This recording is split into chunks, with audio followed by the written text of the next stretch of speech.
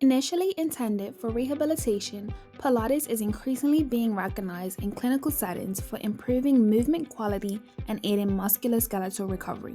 So, who is Ascenti? They are one of the UK's leading providers of physiotherapy, providing a range of services including one-to-one NHS sessions and occupational health services. They currently operate in over 300 locations across the UK while employing approximately 800 clinicians and business operators within their clinics. At Ascenti, 5 key stakeholders have been actively involved in integrating Pilates into the practice, specifically in the Wire Forest area, and we are here to help.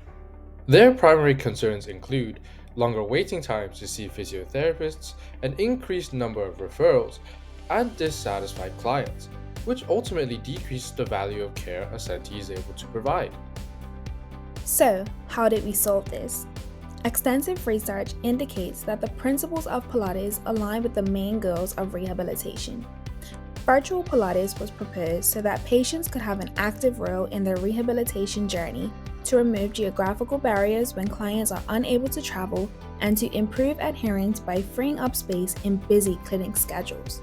To help implement this, we first conducted research on multiple search engines including Google Scholar and PubMed, highlighting keywords including the effectiveness, applicability, and feasibility of Pilates practice in clinical spaces. Following this, we asked physiotherapists a set of questions, gathering qualitative data regarding their familiarity and practical application of Pilates. Finally, we met with Ascenti's Wire Forest team to identify key areas for improvement.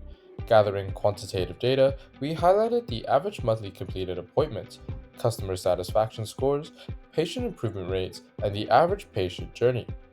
Within the literature review, various studies outline Pilates as a beneficial exercise prescription for specific populations. Research also shows comparable patient outcomes between online and face-to-face sessions and how it enhanced physical, psychological, and overall well-being. Furthermore, in comparison to standard exercise, research indicates Pilates serve as a better exercise alternative to reduce pain and disability. During the thematic analysis, therapists highlighted Pilates as a valuable and low-impact functional tool in physiotherapy, useful for diagnosis and treatment, while group Pilates adds variety and reduces isolation.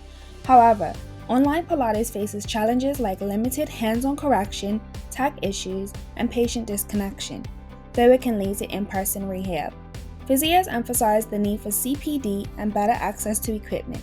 For this analysis, we followed Braun and Clark's 6-phase framework, starting by identifying specific pieces of content relevant to our topic, breaking down data into smaller, meaningful pieces, and labeling the content to ensure accuracy, followed by theme development for consistent findings. Lastly, after the Wire Forest meeting, we identified the typical patient journey, which consists of one initial assessment followed by roughly 3 rehabilitation sessions. Averaging 2,000 appointments per month, 94.1% of available slots were booked, but only 90.8% were billed. Furthermore, with an average 21 working days between appointments, the typical NHS file lifespan is 103 days. Finally, while the gold standard customer satisfaction rate is 95%, Wire 4 stands at 87.8%, all of which demonstrates areas which need improvement. Without hands-on adjustments, patients may perform exercises incorrectly, risking injury and reducing effectiveness. Poor internet connection, screen size, and difficulty following cues can also hinder participation and outcomes.